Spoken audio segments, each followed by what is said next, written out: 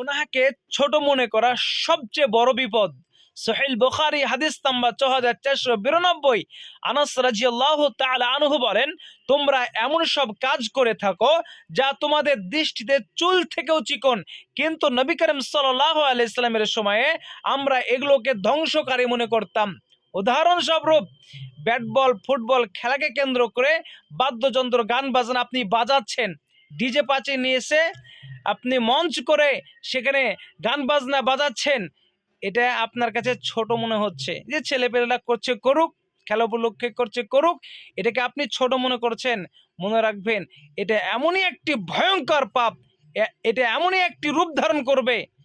উদাহরণস্বরূপ, যেসব মুসলিম গ্রামগুলোতে মিলন মেলা হচ্ছে, নায়ক নায়িকাকে নিয়ে এসে অনুষ্ঠান করছে, বাৎসরিক অনুষ্ঠান করছে, ওই গ্রামগুলোতে একদিন এইভাবে ছোট ছোট গানের আসর বসাতো। এইভাবেই ওইগুলো এখন বড় বাৎসরিক অনুষ্ঠানে পরিণত হয়েছে। বাৎসরিক অনুষ্ঠানে পরিণত হয়েছে মানে প্রত্যেক বছরে ওই টাইমগুলোতে গান বাজনা তাদের বাজাতেই হবে, মিলন মেলা দিতেই হবে। এগুলো হয় কোথায় জানেন?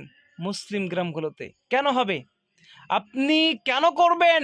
আপনার সন্তান কেন করবে এগুলো? আপনি মুসলিম না? আপনি মুসলিম না?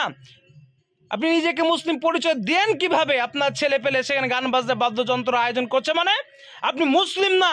আপনি যদি মুসলিম হতেন তাহলে আপনার বিবেকে সাড়া দিত, এগুলোকে বন্ধ করার চেষ্টা করতেন। আপনি যদি বন্ধ না করেন, আমি বলছি সমস্ত গ্রামের মুসল্লি যদি এইসব বন্ধ করার চেষ্টা না করে, সমস্ত গ্রামের মুসল্লি, সমস্ত গ্রামের মুসলমানকে এর দায়ভার নিতে হবে। এমনকি যদি গজব দেয় আল্লাহ তাআলা, সমস্ত গ্রামবাসীর উপর গজব দিবে আল্লাহ তাআলা।